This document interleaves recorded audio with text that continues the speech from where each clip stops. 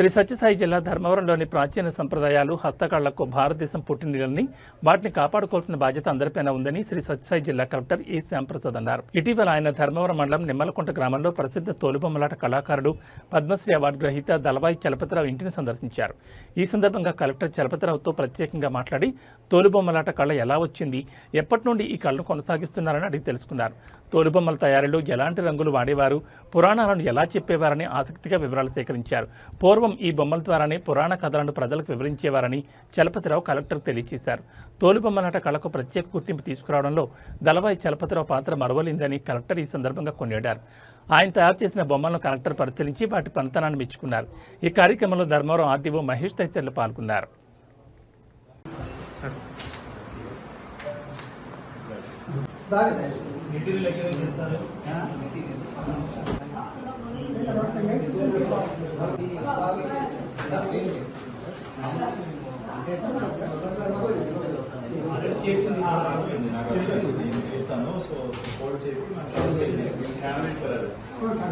Vegetable colours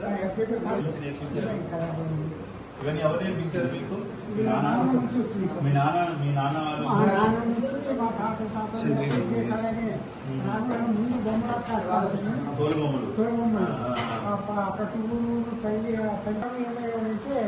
ఇక్కడ సినిమాలతో టీవీలతో ఈ బొమ్మలాంటి పురాణాలు వినే వాళ్ళకు కరువైపోతున్నారు.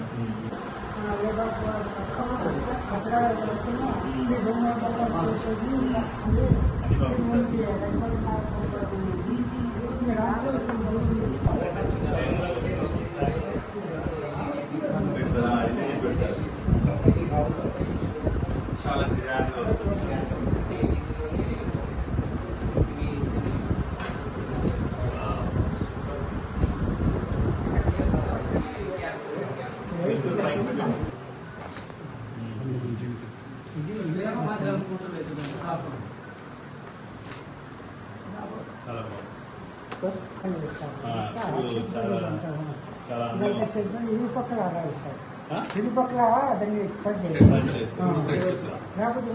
ఇది చేయడానికి ఎన్ని రోజులు పడుతుంది మీకు? ఎన్ని రోజులు పట్టింది? ఇది ఎన్ని రోజులు పట్టింది? 2 నెలలు పడుతుంది సార్. 2 నెలలు. మన బ్లాక్తో రాయిందా రాయాల్సిన మళ్ళీ చీరలు అనేది రంధ్రాలను ఇది చాలా అవసరం. మీరు పట్టుకోండి అట్లా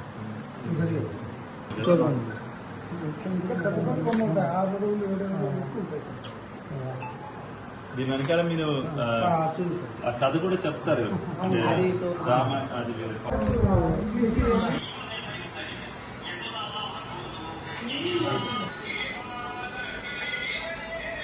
అక్కడ వచ్చింది పర్ఫెక్ట్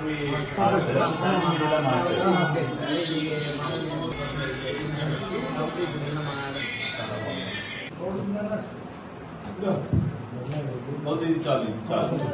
నేను ఆల్రెడీ